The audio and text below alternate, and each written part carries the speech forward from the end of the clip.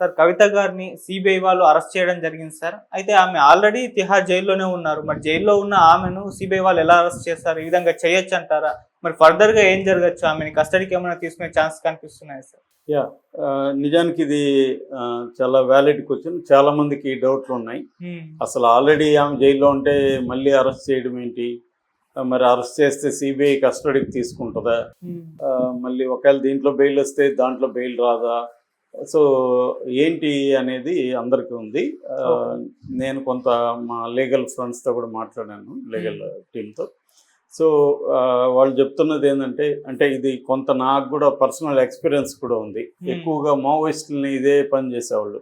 ఒక జైల్లో ఉంటే ఇంకొక కేసులో పీటీ వారెంట్ అని వేసేవాళ్ళు.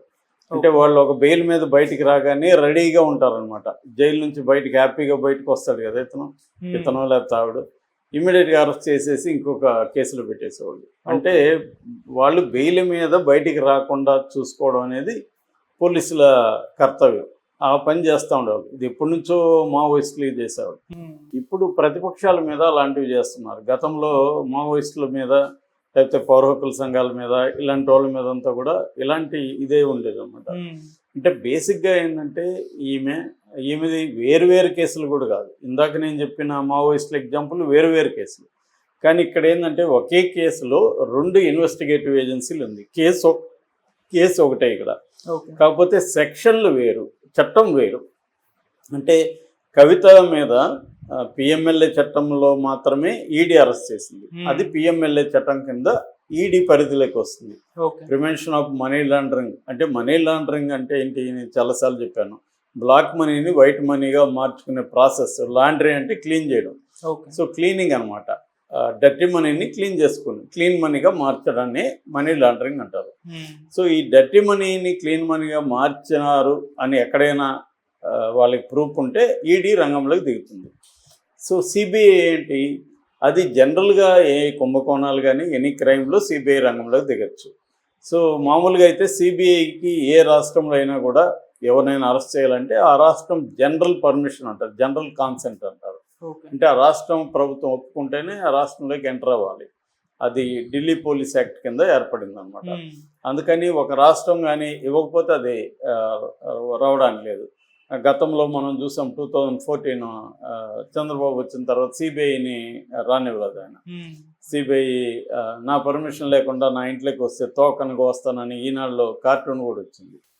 సో విషయం అయితే ఏంటంటే సిబిఐకి ఆ పరిమితులు ఉన్నాయి. బట్ ఇప్పుడు 2 ఏజెన్సీలు ఒకే కేసులో ఇన్వాల్వ్ అయినాయి. సో మనీ లాండరింగ్ ఉంది, సిబిఐ కూడా చేస్తుంది. డిఫరెంట్ సెక్షన్స్ కింద ఇవి ఆపరేట్ అవుతుంటాయి.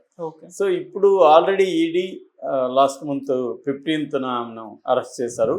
16th కోర్టుకు పెట్టారు. ఆమెకు ఫస్ట్ 7 రోజులు, తర్వాత 3 రోజులు, మొత్తం 10 రోజులు ఈడీ కస్టడీ ఉంది. దాని తర్వాత ఆమె జైల్లో పెట్టారు. మొన్న ఇప్పుడు మళ్ళీ ఎక్స్టెండ్ చేశారు జ్యుడిషియల్ కస్టడీ. ఎక్స్టెన్షన్ 23 దాకా ఉంటుంది. అయితే ఆమె బెయిల్ జనరల్ ఆమె వేసిన ఇంటీరియం బెయిల్ పిటిషన్ని కోర్టు కొట్టేసింది. బెయిల్ ఇవ్వడానికి కుదరదని. ఆమె తన చిన్న అబ్బాయికి ఎగ్జామ్స్ ఉన్నాయి, ఆ అబ్బాయికి ఎగ్జామ్ యాంగ్జైటీ ఉంది కాబట్టి నేను ఉండాలని ఆమె చెప్పింది. సో దాన్ని పరిగణలోకి తీసుకోలేదు. ఇప్పుడు రెగ్యులర్ బెయిల్ మీద కూడా రెగ్యులర్ బెయిల్ పిటిషన్ కూడా ఆల్రెడీ వేశారు. దాని మీద 16వ తేదీ విచారణ ఉంది. సో ఇది ఈడీ కేసులో పరిస్థితి.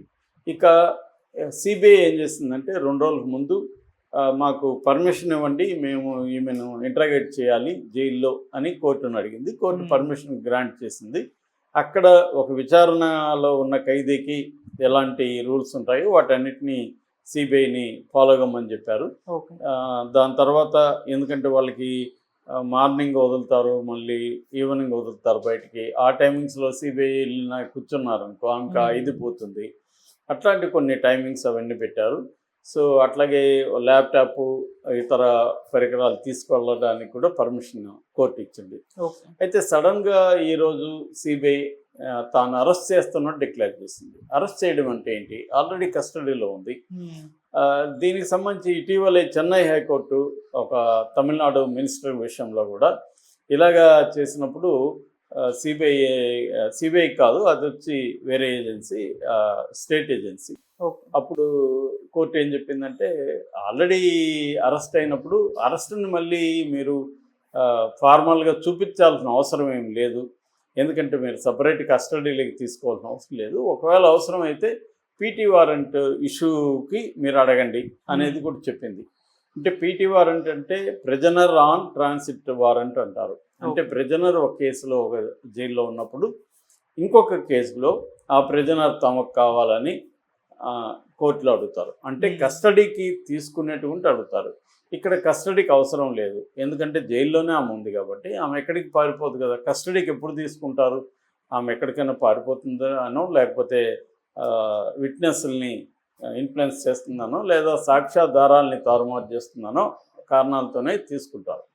అది లేనప్పుడు అవసరం లేదు. కాబట్టి ఆల్రెడీ ఆమె జైల్లో ఉంది కాబట్టి ఇది కస్టడీ, ఇది సిబిఐ అరెస్ట్ అనేది ఫార్మల్గా ఉంటుంది. ఆల్రెడీ మామూలు కస్టడీకి ఎందుకు తీసుకుంటారు? విచారణ కోసం తీసుకుంటారు. ఇక్కడ ఆల్రెడీ జైల్లో ఉన్నప్పుడు వాళ్ళు మళ్ళీ సిబిఐ ఆఫీస్కి తీసుకెళ్లాల్సిన అవసరం లేదు. కాబట్టి జైల్లోనే వాళ్ళు పోయి విచారించుకోవచ్చు. మనకి చంద్రబాబు విషయంలో కూడా ఇదే జరిగింది కదా. సిఐడి వెళ్ళి జైల్లోనే 2 రోజులు విచారించాల్సి వచ్చింది కదా. కస్టడీకి అడిగితే కస్టడీకి అవసరం లేదు, మీరే వెళ్ళి అక్కడ తీసుకోండి అని చెప్పారు. ఎందుకంటే ఆయనకు సెక్యూరిటీ ఇష్యూస్ కూడా చంద్రబాబుకు ఉంటాయి కాబట్టి.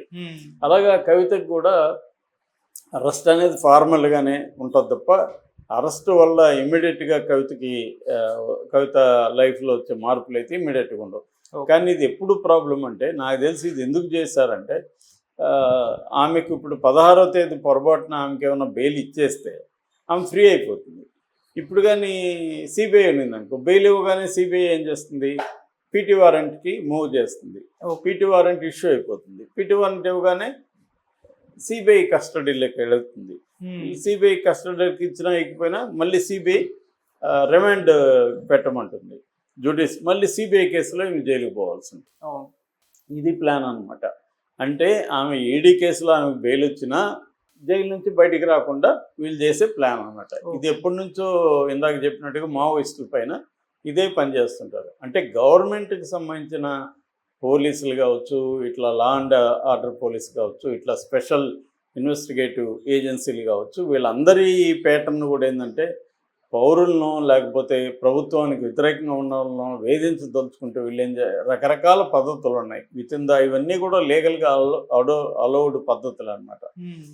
వీళ్ళు ఆ పద్ధతులు ఎప్పటి నుంచో ఆరితేరిపోయారు వేధించడంలో. నేను చెప్పినట్టుగా ఈ మావోయిస్టులని ఒక కేసులో వాళ్ళు హ్యాపీగా ఎన్నో కష్టాలు పడి ఒక 5-6 ఏళ్ళు జైల్లో ఉండి బయటకు వద్దామని నానా కష్టాలు పడి వాళ్ళని జామీన్దారులను క్రియేట్ చేసి తీసుకొని వస్తే రెడీగా ఉంటుంది పోలీసు వెహికల్ పీటీ వారెంట్ పట్టుకొని, మళ్ళీ పాపం వీళ్ళు జైలుకి వెళ్ళాలి.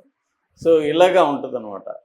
అందుకని అది కావాలని, అందుకని ఇండియాలో ఏంటంటే ప్రాసెస్ ఇస్ ద పనిష్మెంట్ అంటారు. అంటే శిక్ష పడినాక అనుభవించడం వేరు, శిక్ష పడకముందే జైల్లో ఉండడం, ఈ బాధలన్నీ పడడం వేరు. మనం ఇప్పుడు జిఎన్ సాయిబాబా ఆ విషయంలో చూసాం. ఆయనకి 95% వికలాంగుడు. ఆయన్ను ఇలాగే 10 ఏళ్ళు జైల్లో ఉన్నాడు. ఆల్మోస్ట్ ఆయన 10 ఏళ్ళు జైల్లో ఉన్నాక ఆయన నిర్దోషని కోర్టు చెప్పింది. మరి ఈ 10 ఏళ్ళ పరిస్థితి ఏంటి? సో ఇటువంటి మామూలుగా మన నేచురల్ క్రిమినల్ జస్టిస్ సిస్టమ్ ఏం చెప్తుందంటే 100 మంది తప్పు చేసిన వాళ్ళు తప్పించుకున్నా పర్వాలేదు, కానీ ఒక్క నిర్దోషి మాత్రం శిక్ష పడకూడదు అని చెప్తుంది. కానీ ఇండియాలో 80% మన జైళ్ళల్లో ఉన్నవాళ్ళు దోషుల తేలకుండా ఉండేవాళ్ళే. అంటే వాళ్ళ మీద నేరం నిరూపితం కాకుండానే వాళ్ళు జైల్లోనే ఉంటారు. అది కూడా సుప్రీంకోర్టు అనేకసార్లు ఏం చెప్పిందంటే, unless otherwise prove accused deemed not guilty, వాళ్ళు నిర్దోషులు అన్నట్టుగా లెక్క, ప్రూవ్ అయితే తప్ప. ప్రూవ్ కాలేదు కాబట్టి వీళ్ళందరూ నిర్దోషులే. దాదాపు 5 లక్షల మంది ఖైదీలు మన జైళ్ళల్లో ఉంటే అందులో దాదాపు 4 లక్షల మంది, అంటే అరౌండ్ 77-80% రిమాండ్ ప్రిజనర్సే ఉంటారు. శిక్ష పడిన వాళ్ళు చాలా చాలా తక్కువ, 20% కూడా శిక్ష పడిన వాళ్ళు జైళ్ళల్లో లేరు. చాలామంది జైల్లో ఉన్న వాళ్ళందరినీ కూడా వాళ్ళు ఏమన్నా ఇదే అమాయకుల, జైల్లో వాళ్ళందరూ క్రిమినల్స్ అని కామెంట్లు పెడుతుంటారు మన పోస్టుల కింద. వాళ్ళకి ఈ విషయాలు తెలియదు అనమాట.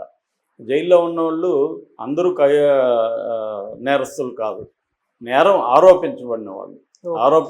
ఇప్పుడు రేపొద్దున ఈ కామెంట్లు పెట్టేవాడి మీద కూడా రేపు ఎవరు నేరం ఆరోపించబడవచ్చు. వాళ్ళకి అప్పుడు తెలుస్తుంది, అవరే ఇది ఉందా మనకు తెలియదు అనుకుంటారు వాళ్ళు. కాబట్టి కవితను కూడా వేధించడానికి, కవితను త్వరగా బయటికి పంపకుండా ఉండేదానికోసమే ఈ సిబిఐ ఈ ప్లాన్ చేసింది. నిజానికి సిబిఐకి అరెస్ట్ అవసరం లేదు, సిబిఐ విచారించదు, జైల్లో ఉంది కాబట్టి. కానీ సిబిఐ ఎందుకు అరెస్ట్ అంటే పొరపాటున ఉన్న 16వ తేదీ బెయిల్ రావడం కానీ, లేదా వీళ్ళు హైకోర్టుకో సుప్రీంకోర్టుకి వెళ్ళి బెయిల్ కానీ వస్తాయి. మళ్ళీ సిబిఐ కేసులో మళ్ళీ ఈ ప్రొసీజర్ రెడ్డొచ్చి మొదలాడన పాత సామెత ఉంది కదా, అలాగా మళ్ళీ ఇవన్నీ జరగాలి. ఈ లోపల వాళ్ళకి అనుకున్న టైము కనీసం ఒక 1 year జైల్లో ఉంటుంది.